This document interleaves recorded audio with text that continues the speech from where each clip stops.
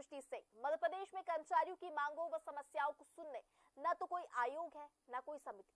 ऐसे में कर्मचारी अपनी समस्याओं को लेकर जाए तो जाए कहां। मध्य प्रदेश के 5.5 लाख से अधिक सरकारी कर्मचारियों की एक बड़ी समस्या है। बड़ी खबर बड़ी बहस में आज उसी मुद्दे पर करेंगे चर्चा, लेकिन इससे पहले एक रिपोर्ट।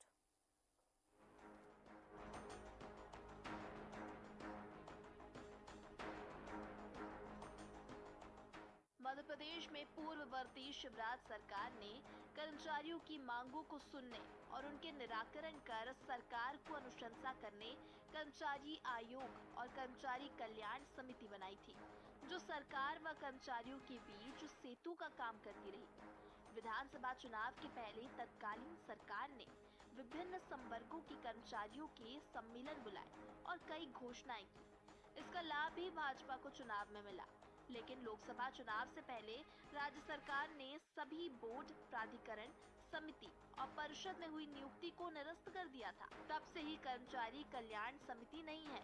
वहीं कमलनाथ सरकार में गठित हुए कर्मचारी आयोग का अस्तित्व तो सरकार ने बनाए रखा, पर इसकी भूमिका सीमित कर दी। दिसंबर 2023 में इसकी अवधि 1 वर्ष के लिए बढ़ा दी, पर अध्यक्ष नियुक्त नहीं किया। अभी इसमें केवल वित्त विभाग के सलाहकार अजय चौबे सचिव है। आयोग पेंशन नियम और वेतन विसंगतियों को दूर करने के संबंध में अपनी रिपोर्ट शासन को दे चुका है। इसके कारण कर्मचारी से जुड़ी नेता समस्याओं की सुनवाई नहीं हो रही है। जो मामले सामान्य प्रशासन विभाग के संज्ञान में लाए जा रहे हैं, वो भी लंबित पड़े हैं। कर्मचारी संगठन सरकार से पुरानी व्यवस्था बहाली करने की मांग कर रहे हैं। माना जा रहा है कि सरकार जल्द ही निगम मंडल, आयोग, प्राधिकरण और समितियों में राजनीतिक नियुक्ति करेगी। इस दौरान कर्मचारी कल्याण समिति भी बनेगी, लेकिन तब तक कर्मचारियों के पास अपनी बात रखने के लिए कोई मंच नहीं है। DNN के लिए रवि अवस्थी की रिपोर्ट।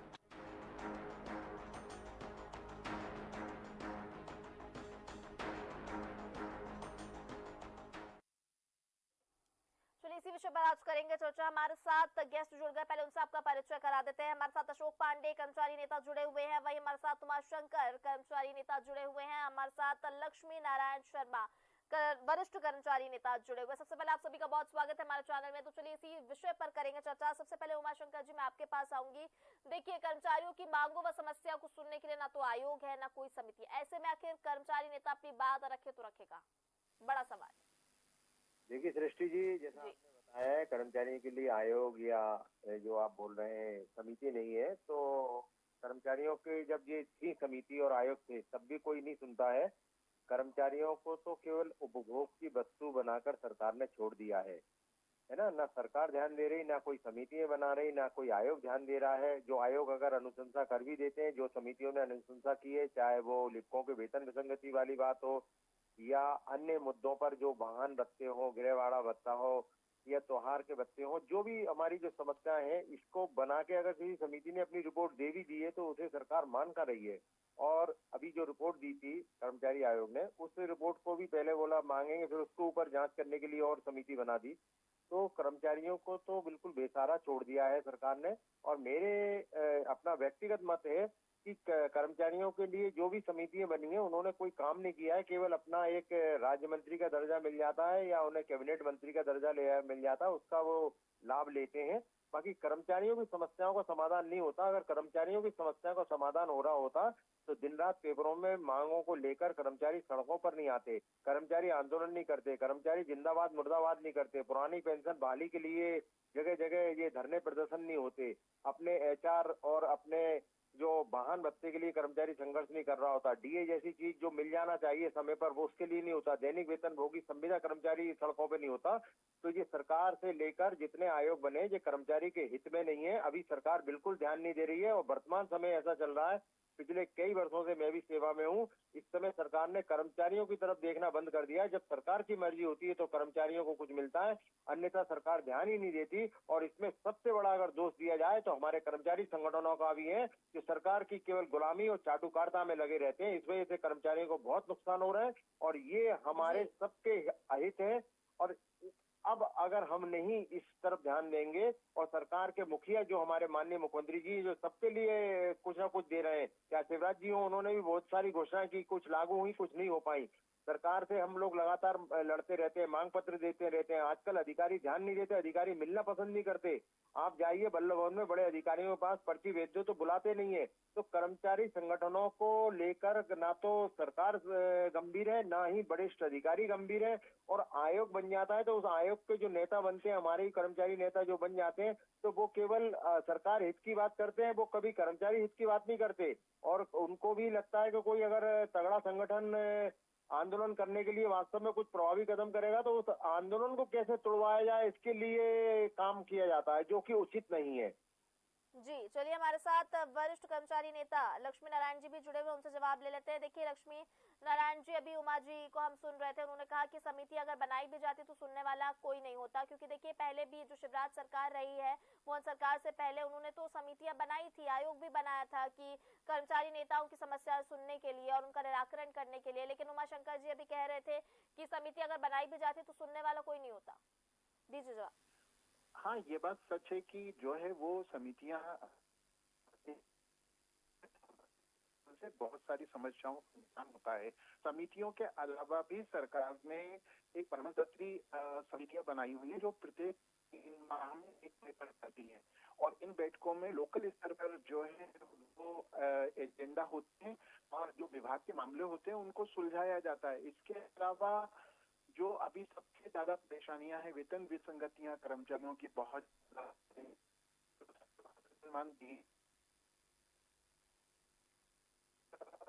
निकलते थे, जो है वो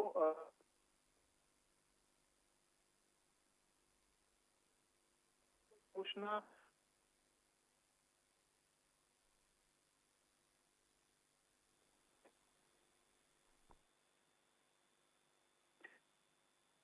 आती है, तो समस्याओं का निदान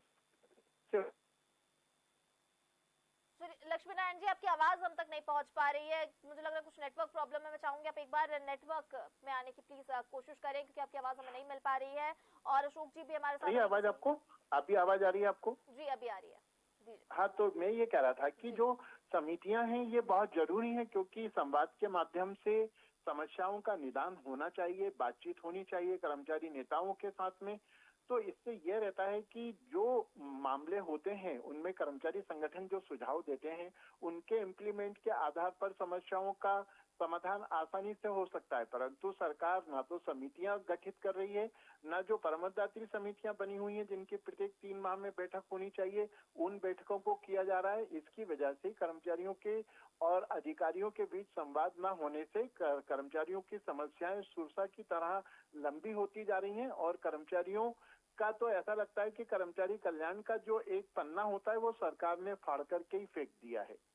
जी चलिए उमा जी, मैं आपके पास एक बार फिर से आऊंगी। देखिए सवाल तो काफी बड़ा है कि आखिर कर्मचारी नेता अपनी बात रखे तो रखे कहाँ, क्योंकि ये प्लेटफॉर्म तो चाहिए कि आखिर सुनने वाला जब कोई नहीं है तो कैसे अपनी बातों को, अपनी मांगों को पहुंचाए।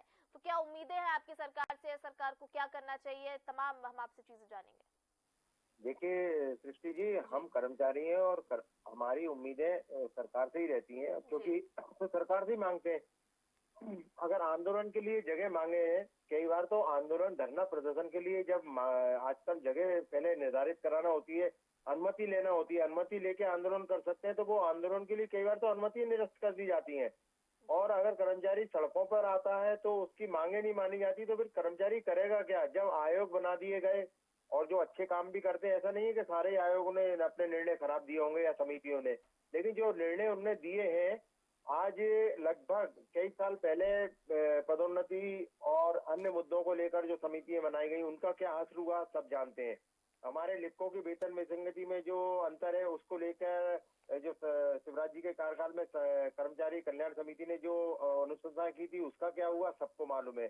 जब समिति बना दी गई, उस पर लाखों रुपया खर्च किया जाता है और सारी चीजें कर्मचारी हितों के लिए बनाई जाती हैं, जब समिति के अनुशंसा सरकार को नहीं मानना है, कर्मचारी को आंदोलन के लिए कोई जगह नहीं देना है। कर्मचारी अपनी जिंदाबाद मुर्दाबाद के लिए क्या करेगा? कर्मचारी बिल्कुल अपने कानून से बंधा होता है, अपने अनुशासन में बंधा होता है। अगर वो सड़कों पे आ जाए तो रात में लाइट बंद करके उस पर डंडों का प्रहार किया जाए, ये कहाँ से उचित है? कर्मचारियों पे झूठे मामले दर्ज कर दिए जाए। संविदा कर्मचारी अपनी मांगों के लिए लड़ रहे थे तो उनको ले गए, मारते पीटते उन्हें बड़े ऐसे खूंखार कैदियों के तरह रस्सी से बांध के ले गए, ये कहाँ तक उचित है?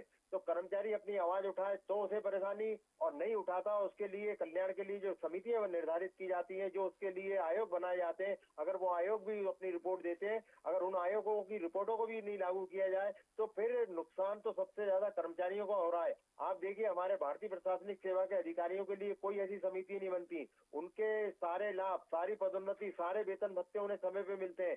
भाई, हम भी कर्मचारी हैं, वो भी कर्मचारी हैं, वो बड़े अधिकारी हैं, हम छोटे कर्मचारी हैं। तो उनको जो लाभ मिल रहे हैं, उनको जो महंगाई के लिए सरकार ध्यान रखती है, तो कर्मचारी चाहे छोटा हो चाहे बड़ा हो, उसकी जरूरतें पैसे से जो पूरी हो सकती हैं, उसके लिए सारे लाभ हमको दिए जाना चाहिए। ये मैं सरकार से अपील करूंगा, और हम तो सरकार से मांगने वाले हैं, चाहे वो किसी भी दल की सरकार हो। आंदोलन करना हम जरूरी नहीं समझते हैं, लेकिन आंदोलन करना हम मजबूरी समझते हैं। जी,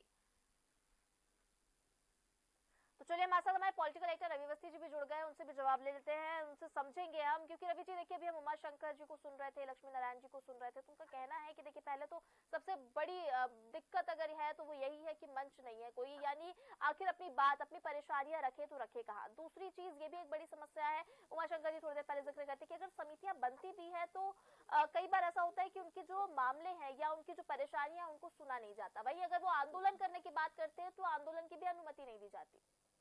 बिल्कुल सृष्टि, देखिए हालांकि इस तरह के जो आयोग है या समितियां हैं वो सरकार और कर्मचारियों के बीच में एक सेतु का काम करते हैं। और अगर इस तरह के आयोग या समितियां होती, देखिए अब यह तो हर बार संभव होता नहीं कि हर कर्मचारी जो है वो मुख्यमंत्री या मंत्री से सीधे मुलाकात कर ले और अपनी मांगे रख ले।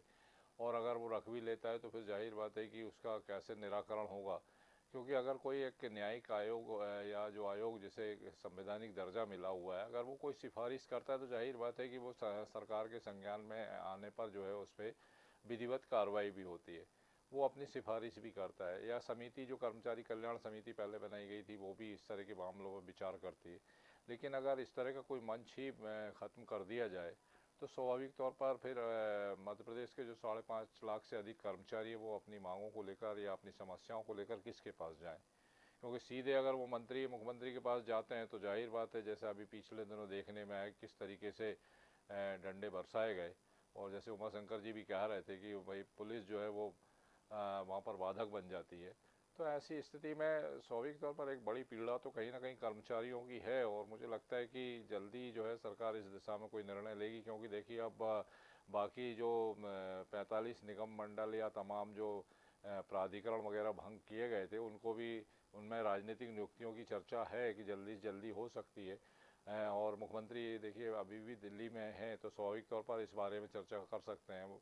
वो तो उम्मीद की जानी चाहिए कि फिर कर्मचारियों से जुड़े मामलों के जो आयोग है वहाँ पर अध्यक्ष की नियुक्ति हो या जो समिति है उसकी भी बहाली हो, ताकि कर्मचारियों को जल्दी से जल्दी उनकी न्याय मिल सके, उनकी बातों को सुना जा सके, समझा जा सके और उसका निराकरण हो। क्योंकि ये तो हर राज्य में इस तरह की व्यवस्था होती है। और मध्य प्रदेश में भी ऐसा नहीं कि मध्य प्रदेश में व्यवस्था रही, चाहे शिवराज सरकार के समय हो या कमलनाथ सरकार के समय हो।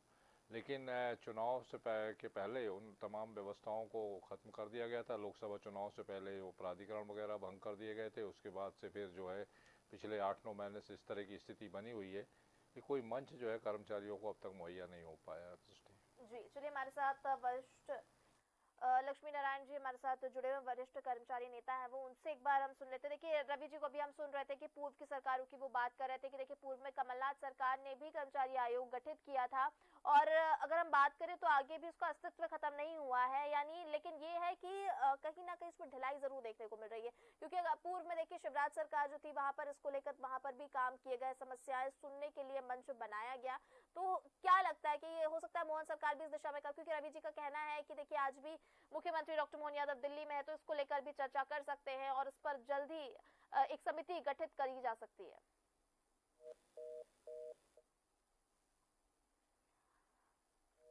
तो हमारे साथ वरिष्ठ कर्मचारी नेता जो लक्ष्मी नारायण जी, उनका संपर्क टूट गया है। मैं उमाशंकर जी आपके पास आऊंगी।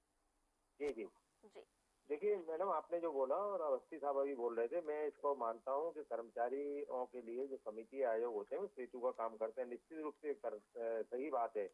अभी जो चीजें हो रही हैं वो लेकिन दूसरे तरीकों में हो रही हैं। जब ये बना दी जाती है और बना इसलिए जाती है कि उनके अपने लोग कहीं ना कहीं उनका पुनर्वास हो जाता है। अब मैं एक कर्मचारी नेता हूँ और मैं बाकायदा सरकार के वरिष्ठ लोगों से जुड़ा हुआ हूँ और खूब लल्लू चप्पू कर रहा हूँ। तो मैं जैसे रिटायर होऊंगा या रिटायर से पहले कोई समिति का अध्यक्ष बन जाऊंगा और अध्यक्ष बन के मैं वहां बैठा रहूंगा। मेरे को फिर कुछ करना तो नहीं है, और कर भी दिया मैंने तो सरकार को मानना नहीं है, क्योंकि मैं कैसा बनाऊंगी। सबसे जो स्पष्ट बातें करूंगा मैं आपसे, मैं ये कहना चाहूंगा, अवस्थी साहब को भी ध्यान आकर्षित करना चाहूंगा। एक अगर प्याऊ बना दी जाए, प्याऊ तो बनी, उसमें नल भी लगा दिए जाए, उसमें पानी नहीं आए तो क्या मतलब है। कुल समितियों का और आयोग का ऐसा हाल हो गया है कि कर्मचारी के लाभ के लिए जो बनाए गए हैं, कर्मचारियों के मुद्दों को उठाने के लिए, उनको समस्याओं को हल करने के लिए, अगर मैं बोल रहा हूँ आयोग और समितियां बाकायदा अच्छा काम कर रही हैं, तो इतने दिन रात के धरना प्रदर्शन और नारेबाजी ये सब क्यों हो रही है? कहीं ना कहीं तो कुछ वजह है ना। अगर के घोड़ा रुका क्यों और रोटी जली क्यों, इस पे हमें ध्यान देना होगा। घोड़ा इसलिए रुकता है कि वो उसे पलटा नहीं जाता सही समय पे, और रोटी अगर पलटी नहीं तो वो भी जल जाती है। तो हमारे कर्मचारियों की जो पीड़ा है, हमारे 4% महंगाई भत्ता और महंगाई राहत पिछले 10 महीने से नहीं मिली है, और केंद्र सरकार करीब 10 महीने पहले ये दे चुकी है। अभी केंद्र सरकार फिर देने जा रही है। उनके कर्मचारियों को बोनस भी मिल रहा है। हमें तो हमारा महंगाई भत्ता और महंगाई राहत नहीं मिल रही, हमें पदोन्नति नहीं मिल रही, जबकि पदोन्नति पर कोई इस प्रकार की रोक नहीं है, और कई विभाग आज भी रोक के बाद भी दे रहे हैं। तो कहीं ना कहीं तो पक्षपात है। इसके लिए सच बोलने के लिए कोई ऐसा व्यक्ति आए जो समिति आयोग में बने, जो वास्तव में हमारे कर्मचारियों के मुद्दों को लेकर सरकार को निश्चित तरीके से बताए, क्योंकि उसका काम होता है, उसका धर्म होता है कि वो हमारी मांगों को सही करे। जहाँ कर्मचारी गलत है, कर्मचारी संगठन गलत है, तो उनकी कमियों को भी आयोग बताए, तो उसको भी सुधारा जाएगा। क्योंकि देश हित और समाज हित और सरकार हित में काम करना कर्मचारी का पहला कर्तव्य होता है, और अगर वो अपने कर्तव्य का पूरा पालन कर रहा है तो उसके जो अधिकार है उसे वो मिलना चाहिए समय पे। और अगर ये अधिकार और कर्तव्य जो पूरे नहीं कर पा रहा, तो निश्चित रूप से ऐसी समिति और आयोग का गठन बिल्कुल नहीं होना चाहिए, जो पैसे की बर्बादी है। जी चलिए, लक्ष्मी नारायण जी हमारे साथ जुड़ गए, उन्हीं से जवाब ले लेते हैं। देखिए उमा जी, अभी उमा शंकर जी से हम सुन रहे थे और उनका कहना है कि समिति गठित होना ये तो ठीक है, लेकिन इसके बाद सबसे बड़ा सवाल जो आता है वो होता है मैनेजमेंट, कि आखिर अगर कोई कर्मचारी नेता से कोई गलती हो रही है तो उसका भी मैनेजमेंट होना चाहिए। यानी उन्होंने दोनों तरफ बातें की, एक तरफ नहीं की लेकिन उन्होंने कहा है कि अगर परेशानियां हैं तो उनको भी सुना जाना चाहिए, और अगर कर्मचारी नेताओं की तरफ से कोई ढिलाई बरती जा रही है तो उस पर भी नजर बनानी चाहिए। तो ये मैनेजमेंट जो है ये स्ट्रॉन्ग मैनेजमेंट होना चाहिए, क्योंकि अगर ये मैनेजमेंट नहीं होता तो फिर कोई मतलब नहीं है समिति गठित करने का। नहीं, देखिएगा, समिति का गठन सबसे पहले बहुत जरूरी है, और समिति को इतना पावरफुल बनाया जाना चाहिए कि जब कर्मचारी नेता उससे बातचीत करें तो कर्मचारी नेताओं को ये विश्वास हो कि हमने जिससे बात करी है वो बात को आगे तक बढ़ाएगा। अभी क्या होता है, जो जैसे हम अगर कर्मचारी कल्याण समिति की बात करें तो ये समिति जो है टोटल राजनीतिक आधार पर जो है बनाई जाती है। इसमें जो नेता बनाया जाता है उसका कोई मतलब आकलन नहीं किया जाता, या उसका कोई पैरामीटर नहीं होता कि हम किसको बनाएंगे। केवल राजनीतिक गणित होता है कि हमने किसी को ऑब्लाइज करना है तो समिति का या आयोग का अध्यक्ष बना दिया। तो सीधी सी बात है कि जब किसी को समिति या आयोग का अध्यक्ष बनाया जाएगा और राजनीतिक ऑब्लिगेशन होगा, तो ऐसा व्यक्ति जब आएगा तो वो तो कुछ भी नहीं करेगा, क्योंकि उसकी तो मंशा यही है कि मैं तो केवल अपना जो राजनीतिक वजूद है वो बढ़ाऊं, और सरकार की उसमें इतनी ताकत भी नहीं होगी, क्योंकि वो ऑब्लिगेशन पर आएगा तो इतनी ताकत नहीं होगी कि वो खुलकर के कर्मचारियों की बात को सरकार तक पहुंचा पाए। इसलिए कहीं कोई एक क्राइटेरिया फिक्स होना चाहिए कि इस प्रकार के व्यक्ति को समिति में नामांकित या किया जाएगा तो वो कर्मचारियों की बात को ठीक ढंग से वहां तक पहुंचा सके।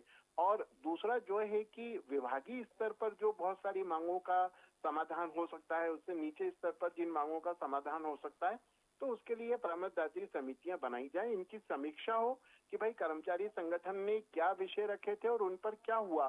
तो इस तरीके से करेंगे तो ये धीरे धीरे मांगे खत्म होंगी और कर्मचारियों का भला हो पाएगा। जी चलिए, हमारे साथ रवि जी मौजूद है, पॉलिटिकल एडिटर, उनसे एक आखिरी कमेंट लेंगे। रवि जी।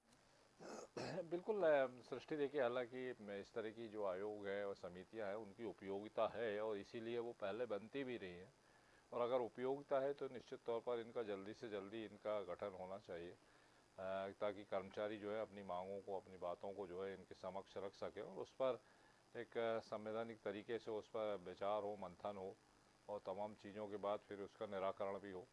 तो जाहिर बात है कि ताकि कर्मचारियों में कोई असंतोष के स्वर ना हो। आप देखिए विधानसभा चुनाव से पहले कितने कर्मचारियों के सम्मेलन हुए, तत्कालीन मुख्यमंत्री ने तमाम कर्मचारियों से बातें की, घोषणाएं भी हुई और उसका फ़ायदा भी बीजेपी को मिला। ऐसा नहीं कि सत्तारूढ़ दल जो था उसको उसका फ़ायदा भी मिला। तो जाहिर बात है कि कर्मचारी भी एक बड़ा वर्ग है और शासन की योजनाओं को क्रियान्वयन करने में एक तरीके से अगर देखा जाए तो मध्य प्रदेश के विकास की रीढ़ है वो। तो अगर उसी की इस तरह उपेक्षा होगी, उसी की सुनवाई नहीं होगी तो जाहिर बात है कि फिर निश्चित तौर पर एक बड़ा वैक्यूम कहीं ना कहीं पैदा होगा और ऐसी स्थितियाँ ठीक नहीं कही जा सकती। तो ऐसी स्थिति में जल्दी से जल्दी इस तरह के जो मंच है उन्हें तैयार किया जाना चाहिए ताकि कर्मचारी अपनी मांग रख सकें। सृष्टि बिल्कुल रवि जी, यही हम उम्मीद कर सकते हैं कि जल्द से जल्द ये आयोग और समिति का गठन हो जिससे कर्मचारी नेताओं की परेशानियां जो है उनका निराकरण हो सके। फिलहाल इस चर्चा को हम यही विराम देंगे। हमारे सभी गेस्टों का बहुत धन्यवाद हमारे साथ जुड़ने के लिए। रवि जी आपका बहुत धन्यवाद, लक्ष्मी नारायण जी आपका बहुत धन्यवाद, उमाशंकर जी आपका भी बहुत धन्यवाद हमारे साथ जुड़ने के लिए इस चर्चा में। तो बिल्कुल आपको बता दें, मध्य प्रदेश में कर्मचारियों की मांगों व समस्याओं को सुनने के लिए न तो कोई आयोग है न कोई समिति। ऐसे में कर्मचारी अपनी समस्याओं को लेकर जाए तो जाए कहां, ये बड़ा सवाल है। इस पर सरकार क्या निर्णय लेती है देखने वाली बात होगी। फिलहाल बड़ी खबर बड़ी बहस में इतना ही। मुझे दीजिए इजाजत, आप देखते रहिए DNN। नमस्कार।